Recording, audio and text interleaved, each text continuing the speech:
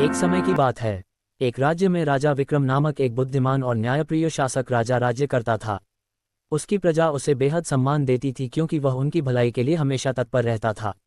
लेकिन राजा को एक समस्या सताती थी। राज्य में कुछ गुप्त संगठन थे जो प्रजा के बीच असंतोष फैलाने का काम करते थे। राजा ने अपने विश्वसनीय मंत्री अर्जुन से इस समस्या का समाधान खोजने को कहा।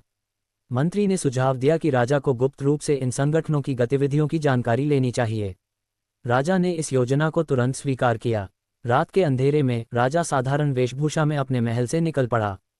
एक साधारण व्यक्ति की तरह वह गांव-गांव घूमने लगा। उसने देखा कि कुछ लोग झूठी अफवाहें फैला रहे थे और प्रजा के मन में राजा के प्रति संदेह पैदा कर रहे थे। राजा ने उनकी बातों को ध्यान से सुना और उनकी योजनाओं को समझने की कोशिश की। कुछ दिन बाद राजा ने अपने दरबार में एक विशेष सभा बुलाई। उसने सबूतों के साथ उन गुप्त संगठनों के प्रमुखों को दरबार में बुलाया और उनकी सच्चाई प्रजा के सामने उजागर की। प्रजा ने राजा की प्रशंसा की और उन दोषियों को कड़ी सजा दी गई। इस घटना के बाद राजा विक्रम ने यह तय किया कि वह नियमित रूप से गुप्त रूप से प्रजा के बीच जाकर उनकी समस्याओं और शंकाओं को समझेगा।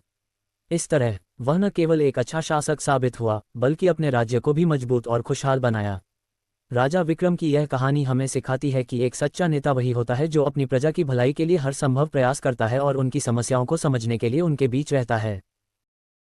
एक किसान की कहानी। एक गांव में रामू नाम का एक गरीब किसान रहता था। उसके पास छोटी सी जमीन थी जिस पर वह खेती करके अपना और अपने परिवार का पेट पालता था। रामू ईमानदार और मेहनती था। एक बार रामू की फसल तैयार होने वाली थी, तभी गांव में भारी बारिश और हो गई। उसका खेती पूर्ण विनाश हो गया। रामू बहुत दुखी हुआ, लेकिन उसने हार नहीं मानी। रामू ने इस बार नई तकनीक का इस्तेमाल किया। उन्होंने अन्य किसानों से सलाह ली और सही बीज और अनाज का चयन किया। उसकी मेहनत रंग लाई और इस बार अच्छी फसल हुई। लेकिन जब वह अपने फसल बाजार में चला गया तो उसे उम्मीद थी कि उसे अच्छा दाम मिलेगा। फिर भी रामू के मन में खुशी थी। उसने सोचा कि अगर वह सीधे फसल मंडी तक पहुंचाए तो उसे अच्छा मुनाफा मिलेगा। उसने अपनी सफलता को गांव के मेले और पास के शहर में बेचने का काम शुरू कर दिया। धीरे धीरे उसकी कमाई बढ़ी। रामू ने अपने सहमति पत्र में साग और फूलों की खेती भी शुरू कर दी। उन्होंने आधुनिक तकनीक का प्रयोग कर खेती को उन्नत बनाया। अब रामू न सिर्फ अपने परिवार का भरण पोषण कर रहा था बल्कि गांव के अन्य किसानों को भी नई तकनीक सिखा रहा था। कुछ पुराने बाद रामू के उपदेशक की पहचान पूरे इलाके में होने लगी।